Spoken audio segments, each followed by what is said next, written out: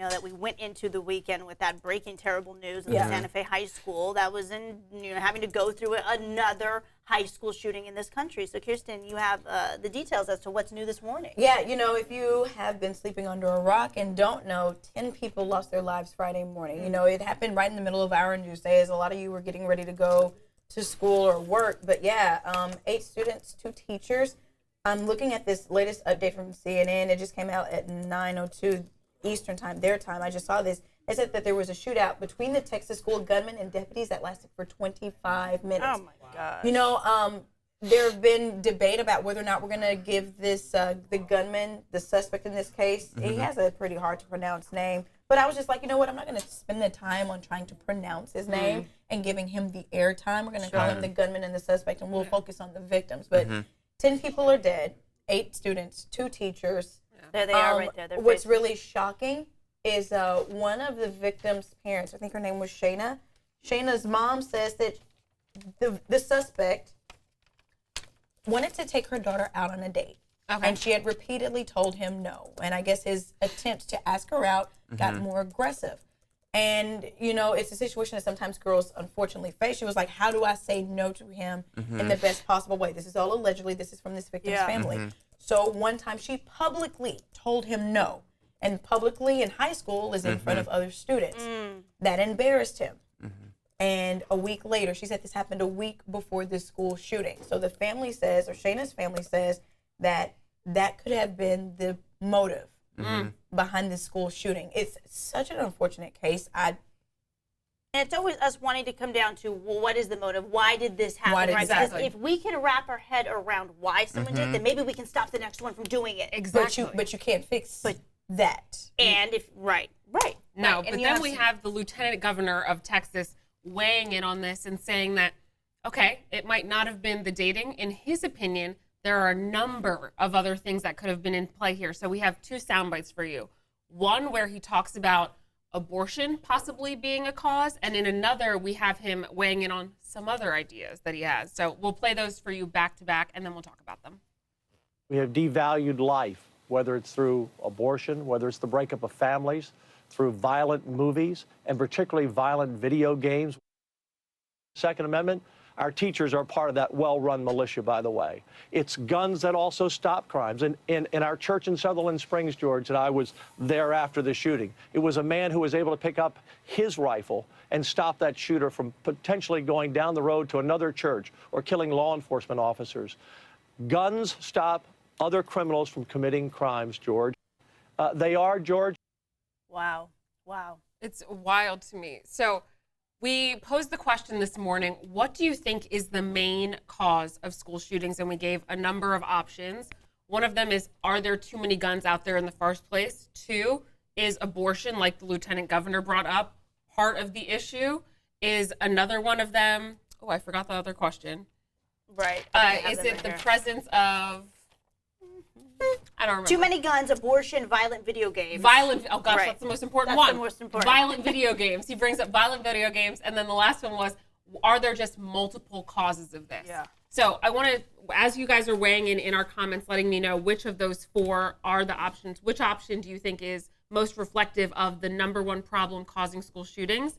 While you're doing that, I want to talk about video games, their violent nature, and how they impact and influence possible school shootings. So a lot of people have said over the years that there is a correlation, and I don't know that they necessarily did the research, so I decided this morning to do some research and figure out if there is a tie. And CNN posted an article saying that in 2015 and 2016, a psychology organization and a pediatrics organization did research and figured out that there isn't necessarily a correlation between violent behavior and interaction between the person doing that violent behavior and interaction with a violent video game. However, I furthered that study to look at an article that said, while there may be a correlation between violence, here's that, at the end of the day, some people say there is a correlation, but when it comes down to people who have actually committed mass shootings at schools, there is absolutely no correlation in watching violent video games and enacting something terrible at a school. You know what's funny about this? You guys remember the Columbine high school shooting? I Yes. think this was like the first one that got all the play, and they said violent music or gothic music or Marilyn Manson. Remember how that was the argument because the shooters in that school shooting listened to this quote unquote, violent. I don't know how would you classify Marilyn Manson? Rock music. They blamed rock music, or sometimes people blame rap music. It's like, do we blame the art of music or violent video games for making our children The words, want to the go gestures, to because of the source of inspiration. And there are a lot of people who are chiming in. I want to get right to the post because a lot of people have things to say. So Janet Piper, violent video games and too many guns. Then you have Michael Petre says video games have nothing to do with it. These kids have terrible relationships with their family. Interesting. Alicia Tyndall, not right in the head. Ashley Marie, lack of health care and gun laws. Look at history and at other countries. When other countries have a mass shooting, they change gun laws. Now there are no shootings. And then Sandra Stino says, how about bullying? Not just by students, but also by teachers. This does happen everywhere. So people are bringing up a lot more than what the lieutenant governor had to say. So that this directly particular- tied. Go ahead. So sure, the study that I was referring to that said while there isn't a correlation between video game violence and people actually doing school shootings, but the people that do enact school shootings don't have an interest in video games, they do say that the major cause of them actually going out into a school and doing something is being bullied. That is the public- number one cause. The public, the public love. It all comes down to embarrassment love, right? on the guy's part. He asked the girl out, and she publicly embarrassed him. So you got to think, maybe this kid wasn't the well-liked kid. Exactly. Unfortunately, he wasn't the well-liked kid, and he asked this girl out, and she publicly embarrassed him. When you're a kid, there's so much psychologically and with your hormones that go up. I think there's so many crimes that happen when you're a kid, and when your hormones settle down, they kind of slack off. So you have this irrational, emotional, hormone-charged kid is like, I'm embarrassed, I'm going to act out. Unfortunately, we can't continue to let this happen because our children are at risk from bullying. Because I don't have to go on a date with you. I don't have to. No, you don't. You shouldn't have to. But we also, by phrasing it like this, saying that maybe potentially this young girl was bullying. Was she bullying? Is this considered bullying? Because what some say is bullying to others is just standing up for yourself. Right. So that's where you don't want to make this girl then become It's called victim a shaming. victim. And I don't think we need to go there right now. I Agreed. mean, you should ask those questions and try and figure it out. But you got to be, this family, this just this happened. girl's life is Yeah. gone. So when people bring up all these other things, the lieutenant governor of Texas, it's abortion, it's this, it's that, these shootings at schools and in other places, it sort of brings up everybody's pet issues anyway. What's most important to them, they view the solution as perfectly in line with their point of view. So I want to show you guys something because I just saw this. The United States is unique in the world, okay? Now, I do not know the methodology, but since 2009, this is on CNN, okay? So this is their data. These are their numbers that they're putting up, so I cannot vouch for this, but I do think it's worthy of discussion. United States, 288. Look at all these other countries. Do you think bullying goes on in Mexico, South Africa, India? What about China? What about video game? Do you think people in China play violent video games? Right. I mean, the United States is clearly so unique in this specific category. Let's just say you've got an issue with the number. You think it should be higher or you think it should be lower. I think we can all agree, whatever the number it is, whatever method you come up with, the United States is uniquely positioned is that we have many more of these incidents than any other country on planet Earth. And you asked about bullying, and it's like, of course, we're humans, right? Right. Bullying is part of the interaction of people. Is it right? No, but it's been around since the beginning of time in different forms. Do you think there's bullying in Mexico? Absolutely. Do you think Greece? Absolutely. So- What is the difference between those countries and us? All those countries Do you have that play answer? violent video games. Yes. Gun laws. Millions and millions of you think people so? play violent video games. Right. And the U.S. is no different. Right. So I think you need to, what Mason's saying is, everyone plays violent video games all over the world. So I think when you try and simplify it, well, it's just this and it's just that, you really have to get real about what is going on in this country, and you have to stay away from the simple solution. What makes America so unique? Why is this happening here? And here's the great thing. As we're all discussing all of this, we want to know why. We don't really study this. We don't really actually put science and methodology and data and collecting it as a whole and going through it. Multiple studies, multiple ways of looking at this, peer review. If this is a problem, we all agree on that. So how do you get to the solution? You need to have data. You need to have research. You need to use, of all the major issues that we face, usually the solution lies in the scientific method. I know I'm the weather guy talking, so this is passionate to me. But I think that since everyone immediately, they're very passionate and these are gut reactions, these are things that people hold very dear to them and it makes perfect sense with your worldview, it just does.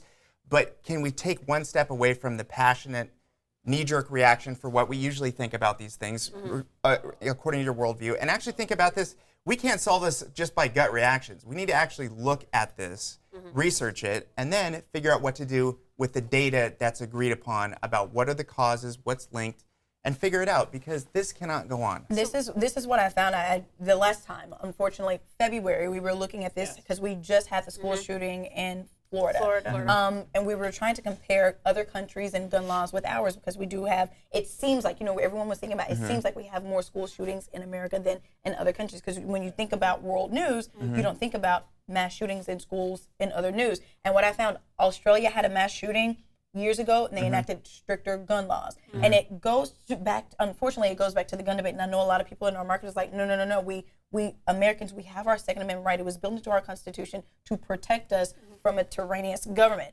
So we keep the guns.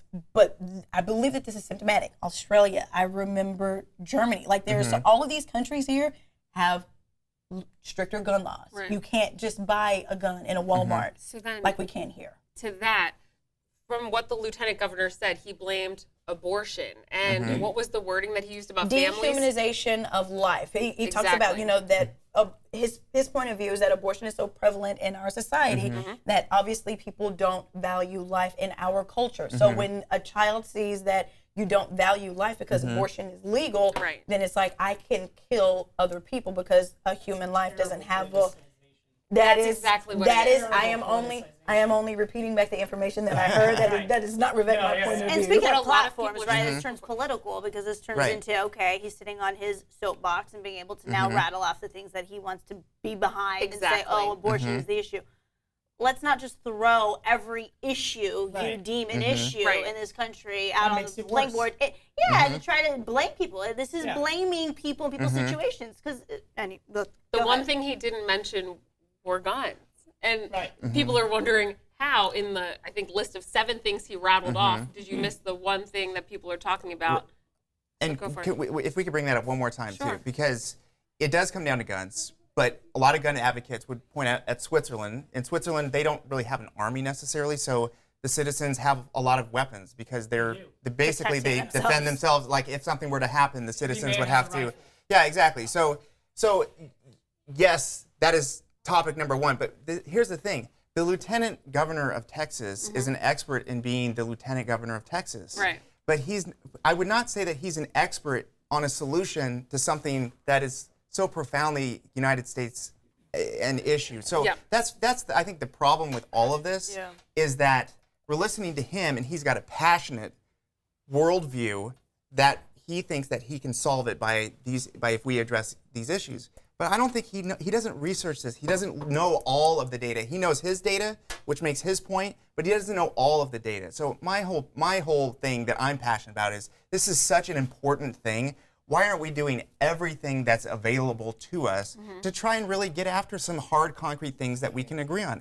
And that's the problem, is we don't know, because we don't research this in any unified way to actually get real data and to come up with some sort of method to actually come up with real concrete understandings to what's going on. We feel that it's this. I think it's this. I'm passionate about this, but do we really know? Because this, putting a spin again, on whatever this is so important for our kids. I've got kids. You guys will have kids someday. And you're going to be terrified every day they go to school or go to a concert or go to church. So we need to figure this out. And why are we not spending time, money, resources? We research everything else. Why can't we do it for this? Is this not as important, if not more important, than anything else going on right now? Someone had said, we can't even figure out the cure for cancer. What makes us think that we're going to find the cure for this? Okay, that's a great point. Here's the difference. We're spending money on cancer. We're doing that. Okay? it's difficult. Or make Do it you think that obvious. we'll get there? At one point, polio was killing people, but we put money and resources because people had enough. There were people in wheelchairs for the rest of their life. We don't have that anymore. Some problems are more difficult to solve than others, but I would say just because it's difficult isn't worth trying. Exactly, and Jackie it Birch- affects our young people.